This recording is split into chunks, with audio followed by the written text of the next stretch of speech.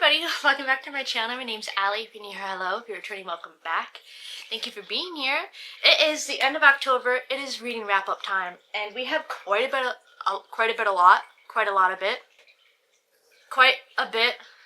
and a lot. We have a lot to talk about, and I have the hiccups, and I hate that for me. So I apologize if I'm hiccuping this whole video. We have books to talk about, and we're going to jump right into it because we have a lot to get into. So, I had a pretty busy month, but I also had a pretty great reading month. I read 13 books this month, and at the very end of this month, I have officially passed my reading goal of 100 books. Well, I've met it. I read 100 books. My last book of the month was my 100 books. So, hit our reading goal. I'm thinking about doing just here's all of the hiccups. Here's all of the 100 books I've read, and maybe do like a yes, no, maybe of if you should think I should, if I think you should read them. But that'll take a minute. So I'm thinking I'm gonna do that, but it'll take a minute because it's 100 books. But we'll get into what we read specific for October. I started the month with quite a hefty read, which is why I'm surprised that I read as much as I did, because I started the month off with Alchemy by Shanlin Yu. Loved this book. I ate it up. I annotated the heck out of this. I ended up giving this 4 stars. I have a whole, notes for this book of, definitions of words that I didn't know and, keeping track of certain characters. That's how into this book I was. This book is huge. It's long. It's over 1,000 pages. It looks big, and it would be bigger if they printed it out on different paper. They printed this on, Bible paper, so it's thin as hell. But I was having a whole moment with this book. I was eating it up. I think I ended up reading it in about a week, which is not bad for a book this big, and for... I dropped the whole thing. For as much as I was annotating it, I expected it to take a lot longer than what it did. But I ended up 4-starring this book. I think, for me, Manacled is great for people that are already big Harry Potter fans, so you don't have to learn a world building. I think for this book being its own thing, she did a really good job of world building. I feel like some people had a hard time with the world building. I personally thought that it was okay. I think, anything, it could be expanded on more. But, I don't know, I just Googled words that I didn't know, and then it made sense to me. Call me crazy, but I just Googled the words I didn't know. I think what made this not a 5-star for me was sometimes things just felt a little bumpy along the way, where it would just, vibe switch really quick, where you'd go from, mid-intense battle scene to just, a romance scene, and it was just such a hard flip sometimes, and it felt a little clunky here and there. But overall, I really liked the story, and I loved the book, and I would recommend it, with the asterisk of genuinely be aware of trigger warnings for this book. This is a dark book. The trigger warnings are very valid and there for a reason. This is not a book where I'm like, the trigger warnings is one scene. The trigger warning is the whole book. And I know that this and Manacled have been super mainstream and popular, and it's very much okay if this is not a book for you. This is a book that you do not need to bandwagon on just because other people are reading it if it's content that genuinely would bother you. Don't feel peer pressured to read this book if it's something that you don't think you can handle, genuinely. You're not missing out on anything groundbreaking that's going to change the genre of books forever, I thought I had a unique, magic system and stuff, but it's not something brand new that she thought of that's never been done before. So, as much as I do like it, and I do recommend it, don't feel peer pressured to read it if it's not something you think you'd enjoy, because reading should be things you enjoy. So, I tackled this monster, and I'm surprised that I read everything else afterwards, because this is a huge book, and it took forever to read. But after that, I had kind of a disappointing book. I only ended up rating this 2 stars. I read The Rose Bargain by Sasha Payton Smith. This is just kind of like a YA romantasy. I thought I was going to like it a lot more than I did. I only 2-starred it. It's very small, it's very quick, everything felt really rushed. It's kind of like a Bridgerton thing, like Bridgerton meets Selected. The Selected thing of like they're going to do a competition to marry the prince, but like Bridgerton style, so it's all like old English stuff. And I don't know, it wasn't for me. It felt very kind of like insta-lovey quick. So if you are a YA romantasy person that like doesn't like spice and you want a quick read, this might be for you. It just wasn't for me. I don't know. I was really hoping that I would like this a lot more than I did, but I unfortunately did not. I then spent a lot of time on my Kindle, which is not out here currently. But I read the entire Kindred's Curse series. Spark of the Everflame, Glow of the Everflame, and Heat of the Everflame are all three of them. They were okay. So the first one is Spark of the Everflame. These are all by Penn Cole. The fourth book, I think, is still being written. We'll see if it even comes out yet. The sun is shifting, can you tell? I might, here, let's angle you a little bit so that I'm not being blinded, and neither are you. A little bit better. I can lean with it. But the first book is Spark of the Everflame. I ended up giving this like a 3.75. It wasn't my favorite thing ever written, but like, it was okay. I kind of feel the same way about this series as I do like the Kingdom of the Curse series, where they're nothing groundbreaking, they're tropey as hell, but like they're entertaining enough to keep you interested. This isn't anything that's been done before. It's the classic, I'm the last of my kind and nobody knows who I am, but I'm all powerful and can defeat the world, and I'm in love with the big bad love interest guy who's Fae, and we're mates and we don't know it. It's another one of those. It's a classic tropey thing. This wasn't my favorite main character we've ever had. She's like the typical I'm a badass, but like almost to a fault, where it gets kind of annoying sometime, where it's like, girl, can you take anybody's opinion? In general, our main character is basically like a demigod. The magic system in this is like, people are god-blessed, so like think Percy Jackson, where you're like claimed by gods. People in power are all like demigods, god-blessed. They're all like super strong and like super pretty and blah blah blah.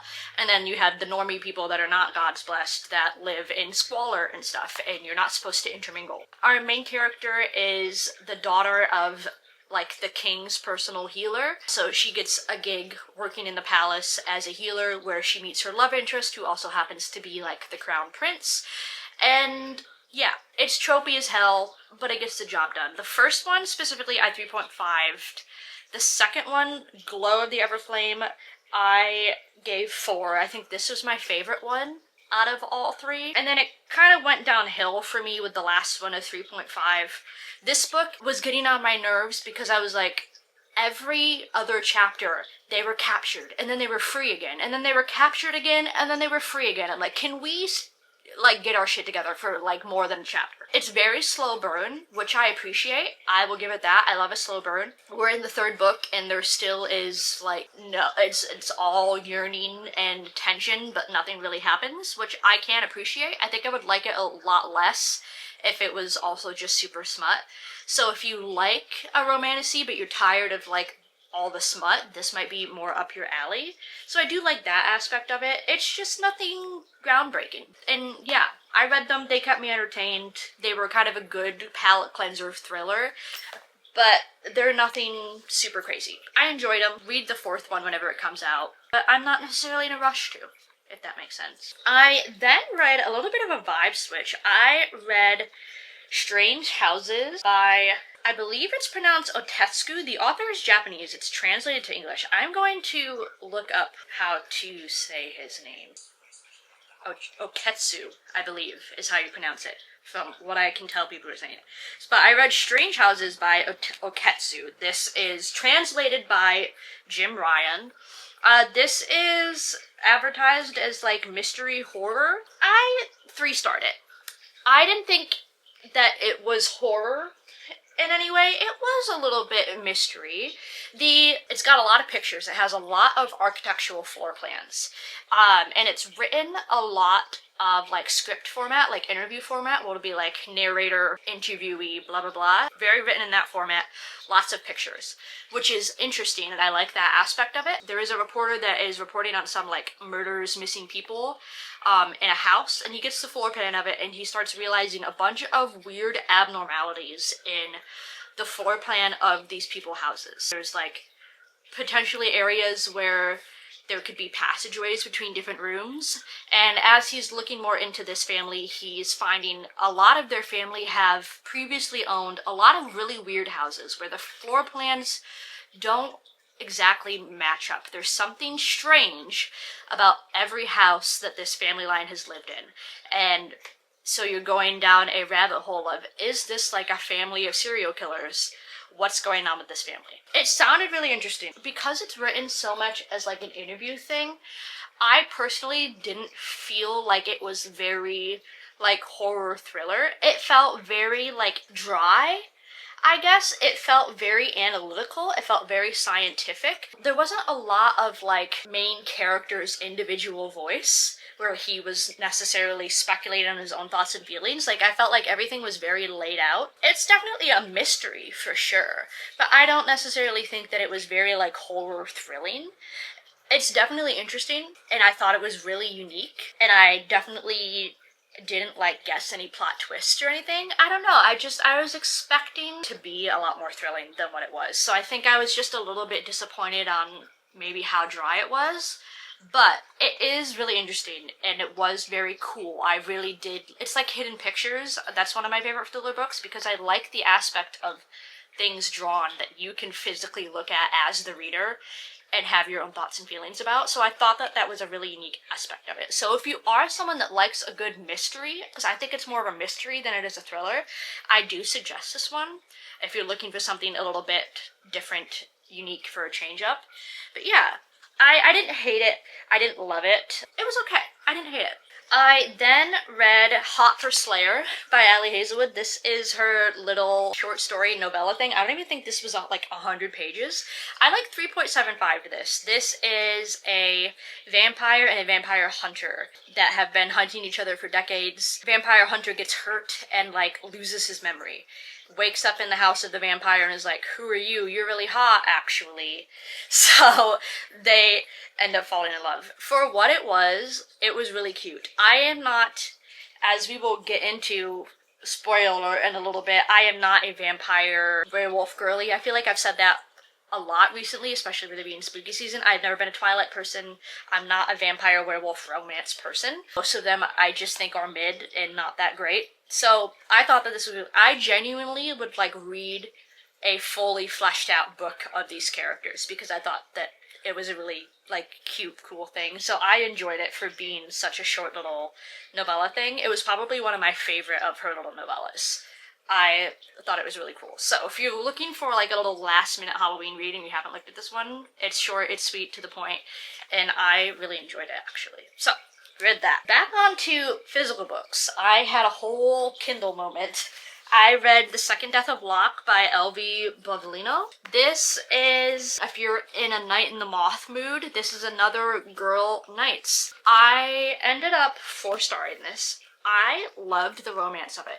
It's a very subtle, slow burn romance, but it's so good. I have some like quotes and things in here highlighted, and it's just our love interest's banter. I don't know, I love it. The romance of it was one of my favorite romances forever. If you like the style of romance in Night in the Moth, I think you would like the style of romance in this as well. But this follows Grey Flynn. She is a mage to Kier. So a mage, she is like sworn to protect his life. She provides Kier with magic to help him in battles.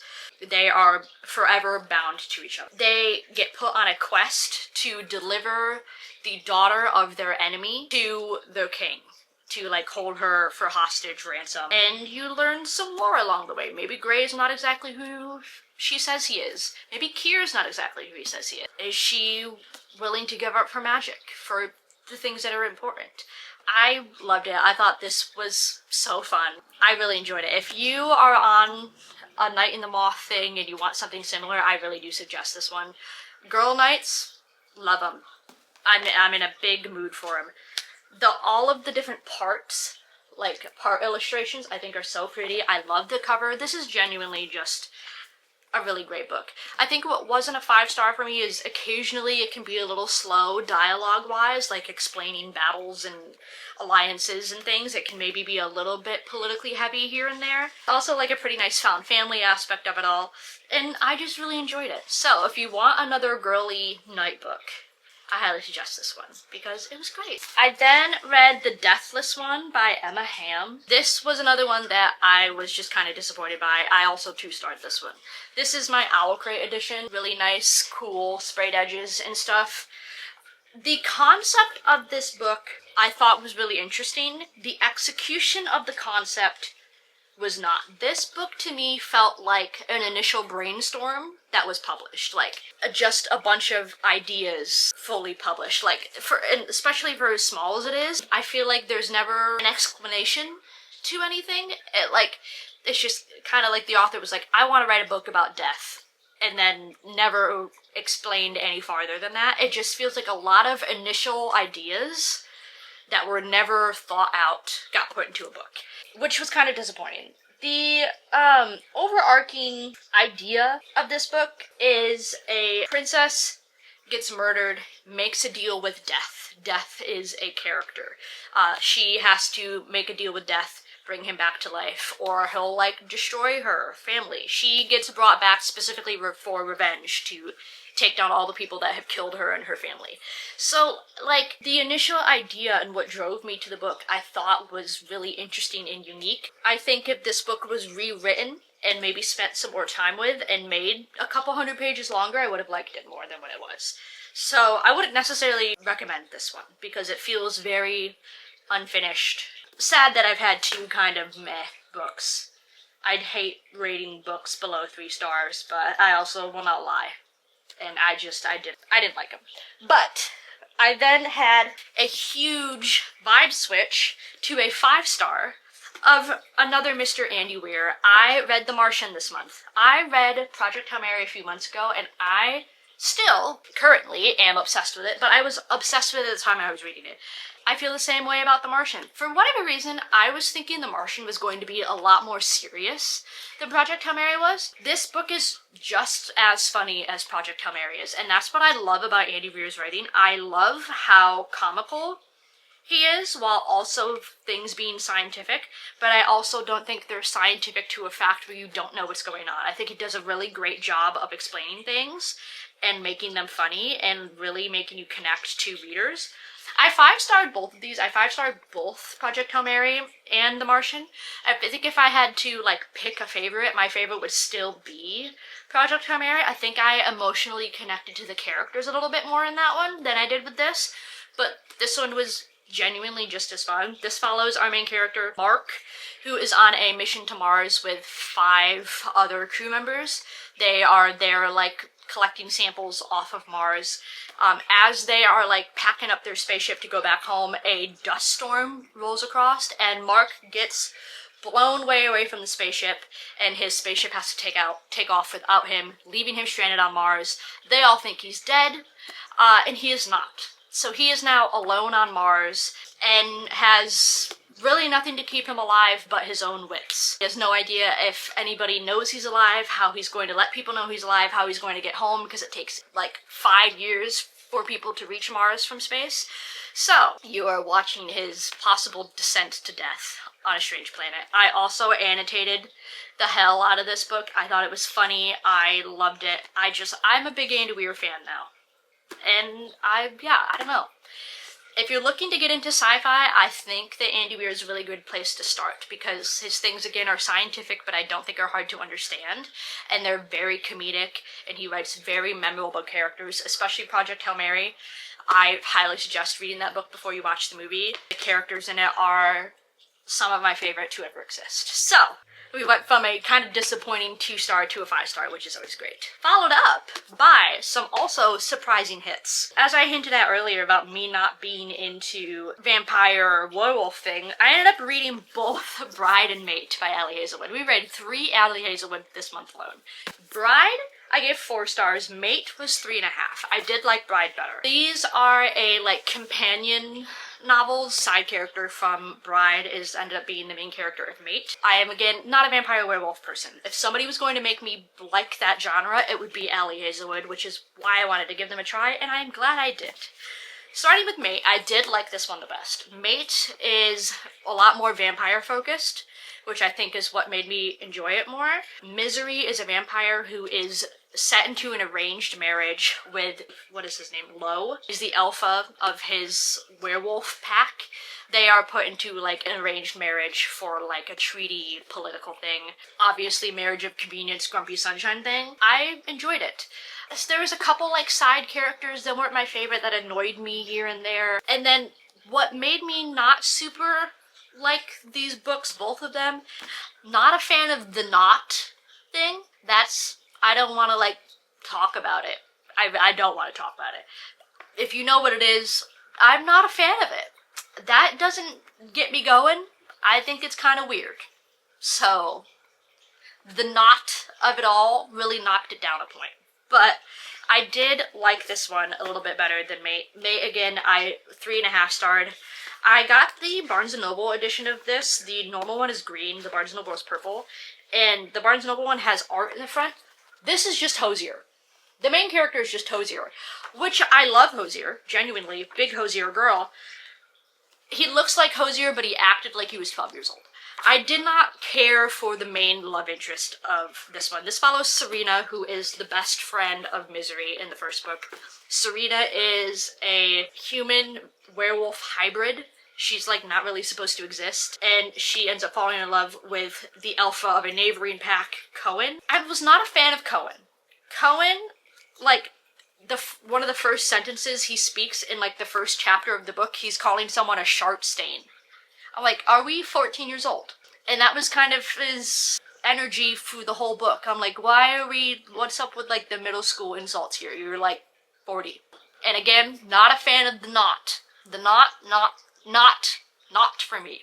No knots for me, please and thank you. But yeah, I didn't care for the characters in this book as much. Yeah, if I had to choose, I would pick vampire books over werewolf books. I don't know if I will ever be a werewolf person. Which, if that's your bag, more power to you. Take all the knot. I don't want any of it. I went outside my comfort zone here with a comfort author, and they kind of hit. So, I don't really know what to say. They were good and not good. Then, last but not least, an extreme vibe switch from everything that I read this month. I read Eve by Kat Bohannon. It's called Eve, How the Female Body Drove 200 Million Years of Human Evolution.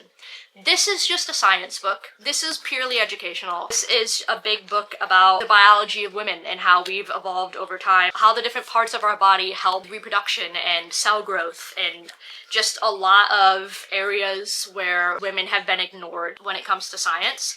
I ended up, I believe, 4-starring this. It looks very big, but it's only 437 pages. This whole section is just, like, works cited and stuff. It's, like, big, but not. Pretty much read this, like, periodically throughout the whole month. I did really enjoy it. I'm a biology girly. I have a biology degree, so I love to dabble in a science book here and there, and I haven't in a while. I thought this one was really interesting. Read a section of this, and then immediately look at Lucas, my partner, and be like, you're never gonna believe this, and I'd rant about we'd sit there and we'd rant about what we just read for 20 minutes, and then I'd read another chapter, and then I'd go, you're never going to believe what I read again. So I think that's why this took me so long, is because every 5 minutes I wanted to talk about what I was reading. It was really interesting. If you're someone that wants, like, just a nice book about women, I think this is a really cool one. It's educational without being confusing, in my opinion, and I really liked it. So that was my weird vibe switch of the month. So that is everything that we read in October, and we have officially hit our reading goal, so I'm super happy. Thank you guys for hanging out with me. My battery's gonna die, so I just need to close this out. Thank you guys for hanging out with me. I love and appreciate it so much. If you want to follow me anywhere, all my stuff is always linked down below. Well, I would say happy Halloween, but Halloween has already happened. Have a good holiday season as we're going into.